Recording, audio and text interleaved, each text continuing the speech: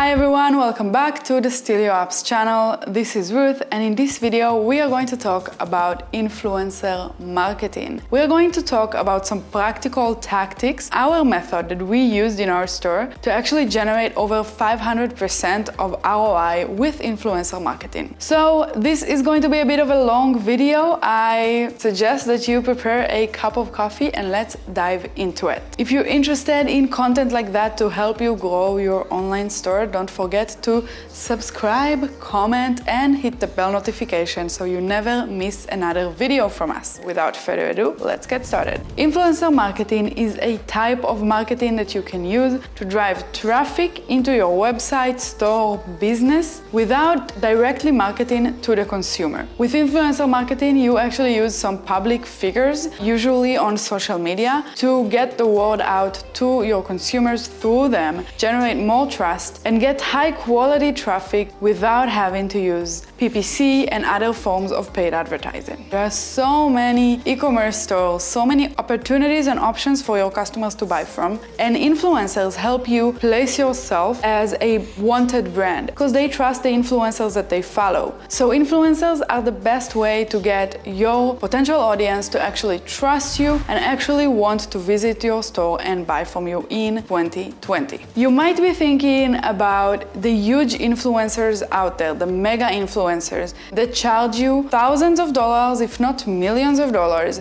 for one single post. And they charge that because they are worth it and they know it. But don't worry, you don't have to be a huge brand and you don't have to have huge money to use influencer marketing. I'm going to show you this method that costs very little to actually get your product to a lot of people through influencers. So first of all, let's talk about the 4 types of influencers. Because not all influencers are created equal. Different influencers will charge you differently because they have more followers and more fame. The biggest ones are the mega influencers. These are famous people on social media. They don't necessarily have a specific niche, they don't necessarily have a specific expertise in any field, but they have a mass following of millions of people, and quite frankly, they are famous. The second type is the macro influencers. They have a bit of a smaller audience of somewhere between 100,000 to 1 million followers, and they usually have some expertise in a specific field. They would have relatively loyal followers. While they're smaller than the mega ones, they are well known in their own niche. Next are the micro influencers, and these are people with 10,000 to 100,000 followers. They are way smaller but have a very loyal follower base, and again, they are usually experts in their field. And lastly, we have the nano influencers. These are the smaller ones with 1,000 to 10,000 followers and very small, very targeted audience. They're not famous, they're not well known, but their audience really trusts them.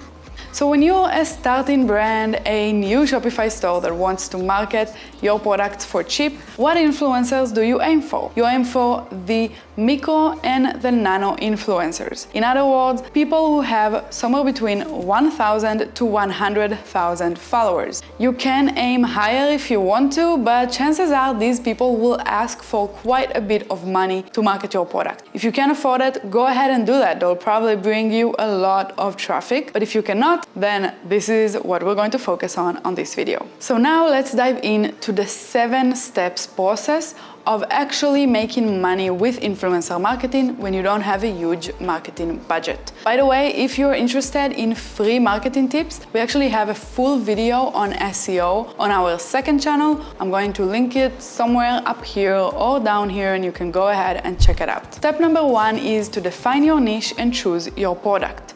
When we talk about influencer marketing, you might want to focus on one single product to begin with. Later on, you can definitely add some more once you find influencers that you work well with. But to get started, find one product that you think is unique. Find a winning product, something that is not easy to find in other places, something that your influencers and audience would look at and say, wow, this is cool, I have to have it. So this is the kind of product that you are aiming for with influencer marketing. If you're just marketing something simple that they can find in any other store, why would they want to work with you? And why would their audience want to buy that especially from you? So find something that is unique, or at least relatively unique, something that is not very common. And then when you find your product, this is the niche you are going to narrow down on. So for example, let's say you have a really cool floating bonsai pot and you want to sell it because it is a cool product. You want to use a product that has a high perceived value, something that your customers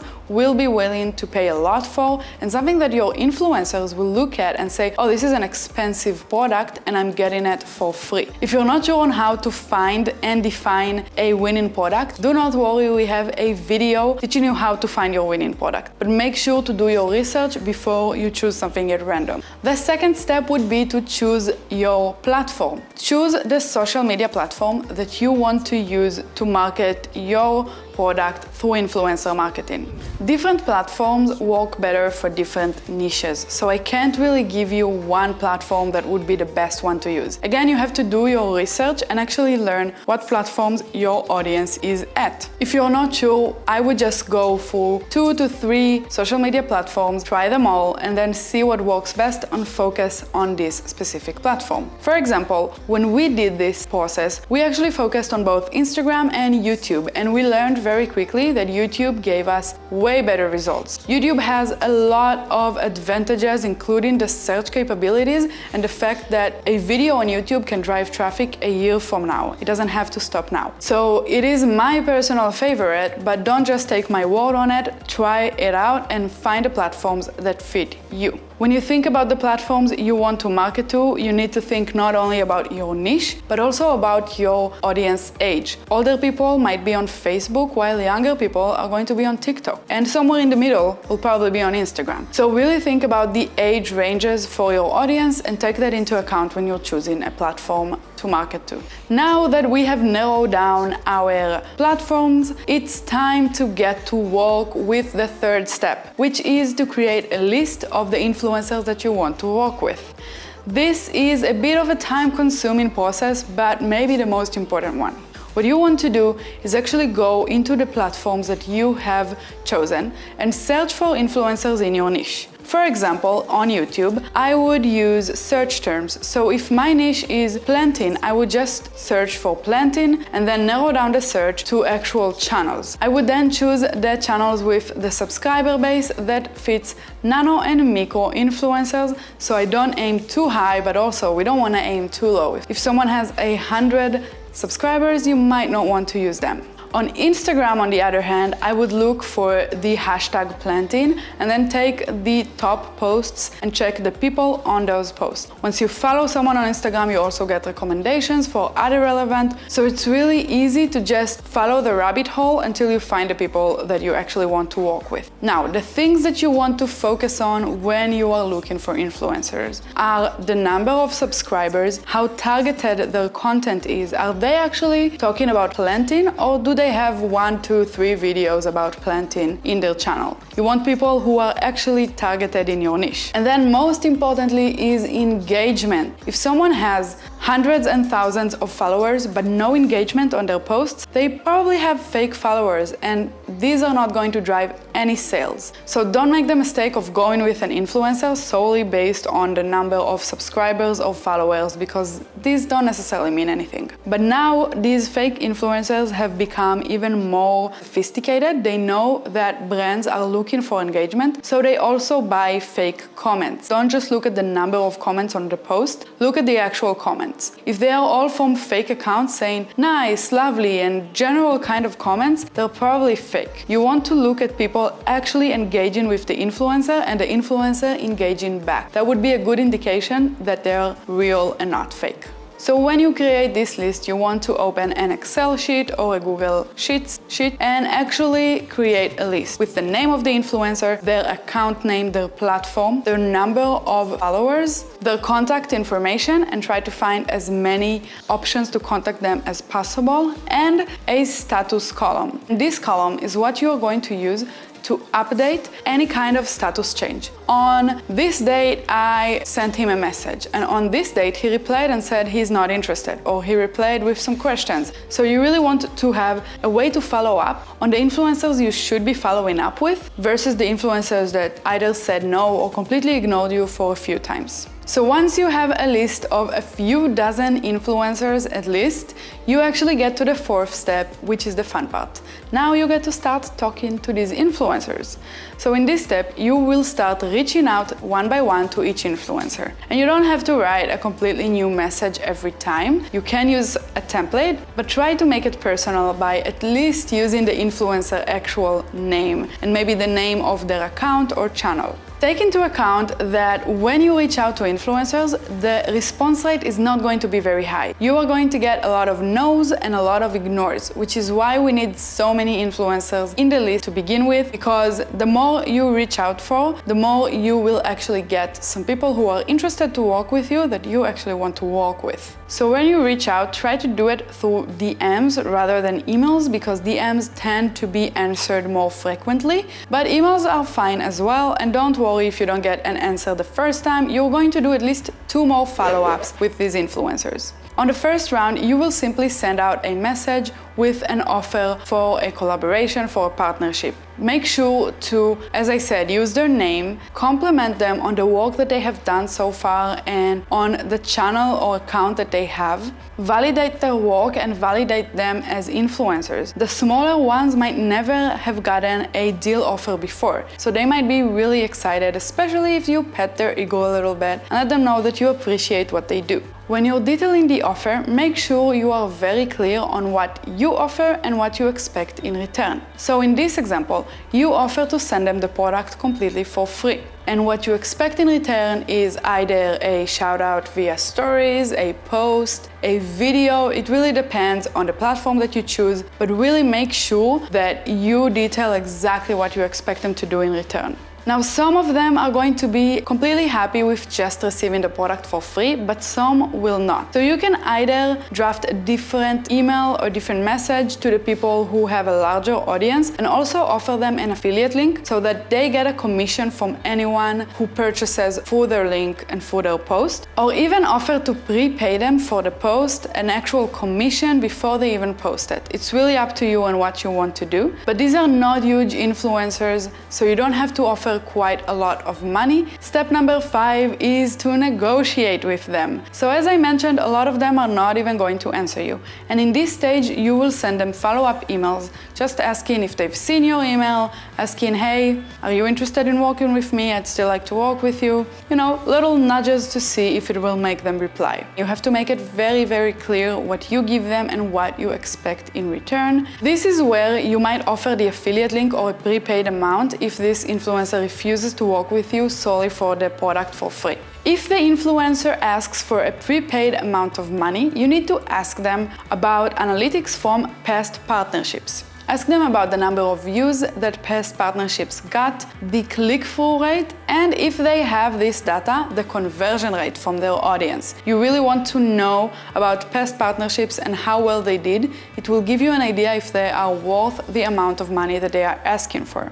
Ask them about their audience. Can they give you some statistics about where their audience are from, what their age is, when they are most active, what devices they are active from? They should give you at least the ages and the locations of their audiences. Some influencers will definitely price themselves way higher than they are actually worth. Do not be shy of saying no to people like that. Say, I'm not interested in working with you for this rate. If you ever change your mind, feel free to come back to me. We've had to do it a lot because some people get into the social media platforms solely to make money, and they think that they can negotiate a way higher rate than they actually are worth because they don't necessarily always understand the meaning that their post would have for the business. But you as a business owner, as a store owner, need to always look at the bottom line and try to get a positive ROI.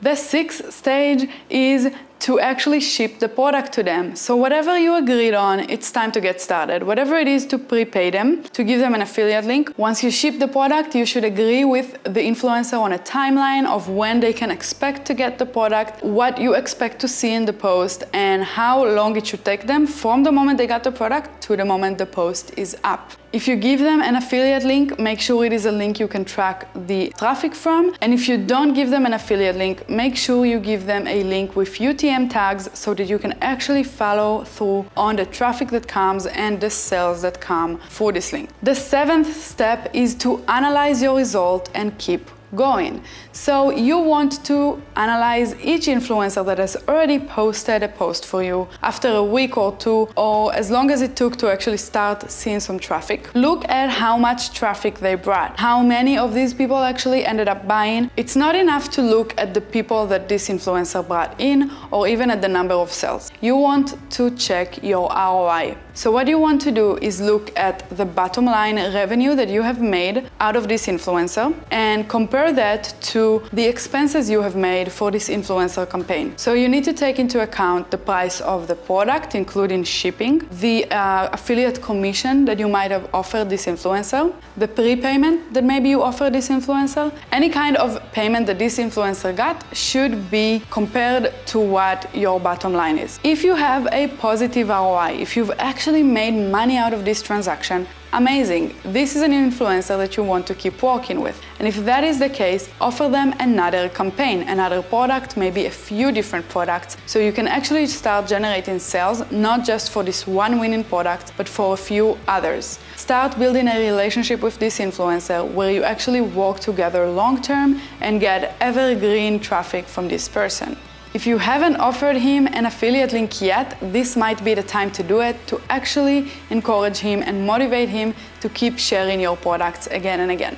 Now, if you did not get good results with this influencer, then this is the time to say thank you and goodbye, because this partnership might not be a good fit for you. Unless you can figure out a different niche that would fit better for this influencer, maybe there are different products in your store that fit their audience better, you can try again. But again, it is completely up to you, and you need to analyze the actual data and not be emotional about it just because the influencer might have been very nice.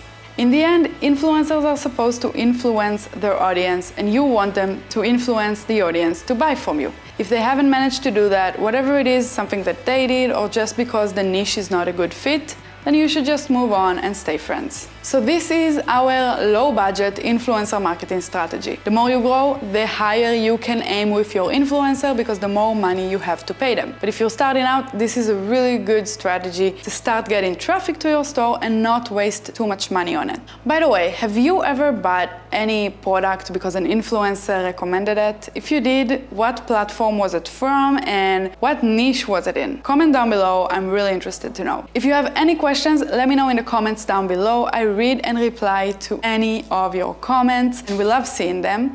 And I will see you in the next video. Bye bye.